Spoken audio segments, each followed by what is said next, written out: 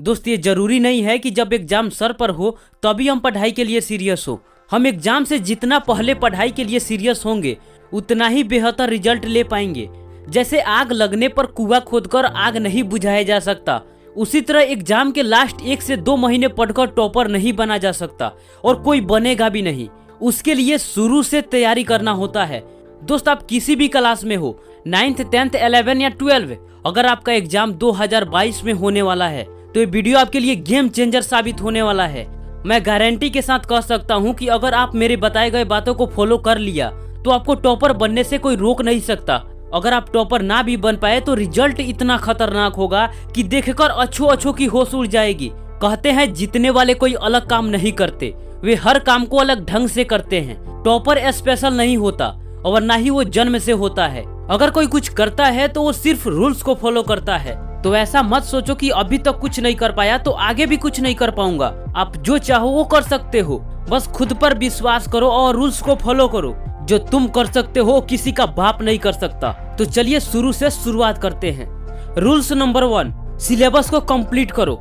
जब हमारा एंट्री नई क्लास में होती है और हम पढ़ाई शुरू करते हैं तो हमारे पास पूरे सिलेबस को कंप्लीट करने का पर्याप्त समय रहता है। लेकिन जैसे जैसे समय बीतता जाता है वैसे वैसे सिलेबस हम पर भारी पड़ते जाता है और इसी समय का इम्पोर्टेंस सबसे ज्यादा स्टूडेंट समझ ही नहीं पाते हैं और जिसका कीमत खराब रिजल्ट से चुकाना पड़ता है। लेकिन जो समझ पाता है वही आगे बेहतर कर पाता है। तो इसलिए जितना जल्दी पढ़ाई स्टार्ट करोगे उतना एग्जाम से पहले आपका सिलेबस कंप्लीट होगा और कई बार रिवीजन करने का समय बचेगा। दोस्त जिसका खराब रिजल्ट आता है वो यही गलती करते हैं। हाफ ईयर खत्म हो जाने पर पढ़ाई स्टार्ट करते हैं और एग्जाम टाइम तक सिलेबस कंप्लीट करते रह जाते हैं और रिवीजन तो हो ही नहीं पाता। अगर रिवीजन हो भी जाता है तो सिलेबस कंप्लीट नहीं होता और नतीजा पेपर खराब जाता है। तो दोस्त बात यह है कि अगर आपको बेहतर से बेहतर रिजल्ट चाहिए तो शुरू से शुरुआत कर दो। शुरुआत करने के लिए किसी दिन का और किसी महीना का इंतजार मत करो।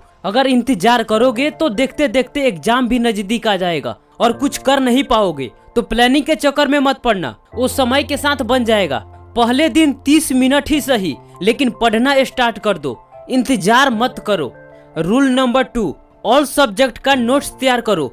जो स्टूडेंट पहले से नोट्स बनाकर नहीं रखते उसे एग्जाम टाइम में रिवीजन करने में काफी मुश्किलों का सामना करना पड़ता है। तो इसलिए एग्जाम टाइम में रिवीजन करने में कोई प्रॉब्लम ना हो। जैसे जैसे आपका सिलेबस कंप्लीट होते जाता है वैसे वैसे सभी सब्जेक्ट का नोट्स तैयार करते जाओ। एग्जाम टाइम में यही आपका ब्रह्मास्त्र होगा।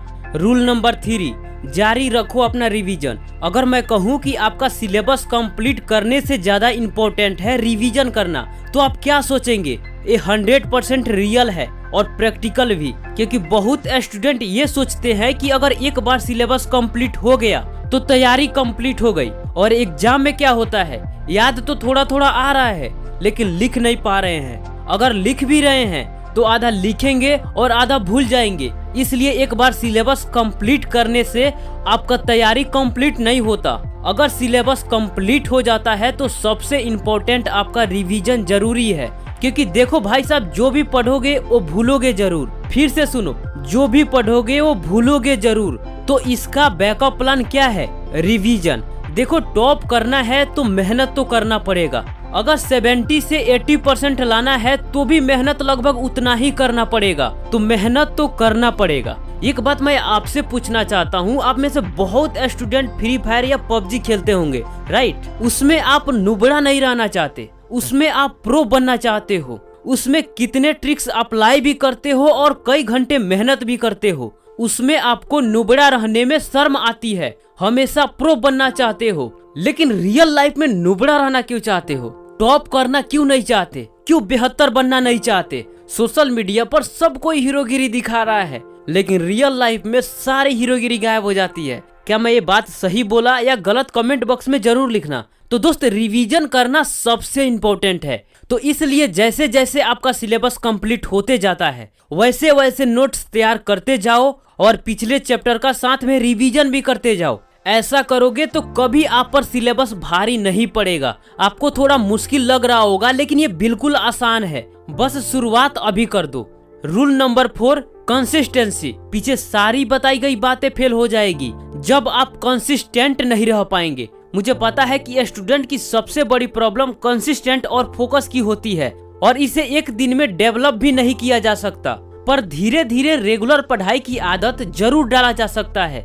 इसलिए मैं आपसे पहले ही बोल रहा हूँ, अभी आपके पास टाइम है।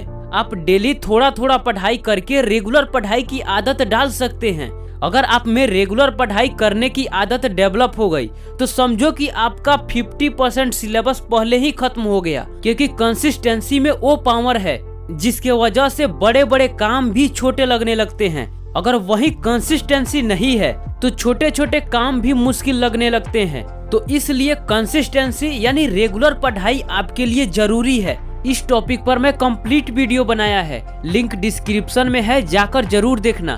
तो अगर आप डेली पढ़ाई की आदत डालोगे तो आप समय से पहले अपनी सिलेबस को कंप्लीट कर लोगे, ये गारंटी है।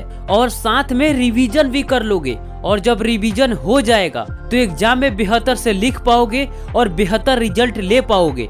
जो स्टूडेंट ये सोच रहे हैं कि अभी मेरे पास बहुत समय है, बाद में पढ़ लेंगे, तो याद रखना एग्जाम भी नजदीक आ जाएगा और आप कुछ कर भी नहीं पाओगे, सिर्फ पछताने के अलावा।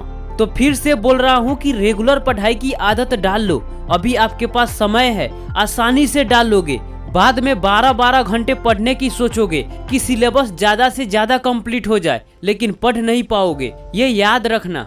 रूल नंबर 5, हैंडराइटिंग सुधारने की कोशिश करो। दोस्त, अभी से आप शुरुआत करोगे तो आपके लिए हर चीज संभव है, लेकिन टाइम बीतने पर सारी चीजें मुश्किल हो जाएंगी। हैंडराइटिंग सुधारने के लिए मैं इसलिए बोल रहा हूँ कि हैंडराइटिंग से हर कोई इम्प्रेस हो जाता है। आप भी किसी के हैंडराइटिंग से जरूर इम्प्रेस हुए होंगे, तो अगर आपके हैंडराइटिंग से टीचर इम्प्रेस हो जाए तो कमाल हो जाएगा। तो इसलिए मैं गारंटी के साथ कह सकता हूँ कि आपका 10% एक्स्ट्रा में नंबर सिर्फ हैंडराइटिंग से बढ़ जाएगा, और बढ़ जाएगा नहीं, बढ़ता है। तो अगर हैंडराइटिंग भी सुधारना चाहते हो तो इस पर भी वीडियो मैंने बनाया है, लिंक आपको डिस्क्रिप्शन में मिल जाएगा। दोस्त, मैं स्टूडेंट की पढ़ाई से रिलेटेड पहले भी कई वीडियो बनाया है और आगे भी बनाता रहूंगा, ताकि स्टूडेंट लाइफ में कोई प्रॉब्लम ना हो, और जो स्टूडेंट इस चैनल से जुड़े वो बेहतर से बेहतर स्टूडेंट बन सके। रूल नंबर 6, फालतू के मटेरियल के चक्कर में मत पड़ना, क्योंकि आप पहले ही फालतू के मटेरियल के चक्कर में पड़ जाओगे तो आपका मेन सिलेबस कंप्लीट नहीं होगा, और एग्जाम के लिए आपका मेन सिलेबस ही सबसे ज्यादा इम्पोर्टेंट है, ना कि फालतू के मटेरियल। और स्टूडेंट फालतू के मटेरियल में सबसे ज्यादा पढ़ते हैं, लेकिन ये कभी काम नहीं आता। दोस्त, मैं माना नहीं कर रहा हूँ, लेकिन जब तक आपका मेन सिलेबस कंप्लीट ना हो जाए तब तक आपको कोई आउट ऑफ सिलेबस का कितना भी इम्पोर्टेंट क्वेश्चन क्यों ना दे दे, 100% माना करना जरूरी है। तो दोस्त, इस वीडियो में आपको 6 रूल्स दिया है जो अभी आपके लिए जानना सबसे इम्पोर्टेंट है। फिर से एक बार याद कर लीजिए। रूल नंबर 1, सिलेबस को कंप्लीट करो।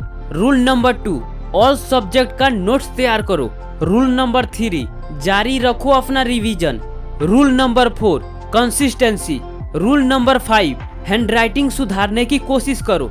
रूल नंबर 6, फालतू के मटेरियल के चक्कर में अभी मत पड़ना। तो दोस्त, इस वीडियो में बताई गई बातों को फॉलो करो, आप बेहतर से बेहतर कर पाओगे। कैसा लगा वीडियो कमेंट में जरूर बताना। मिलते हैं आपसे फिर अगले वीडियो में, तब तक के लिए आपका धन्यवाद।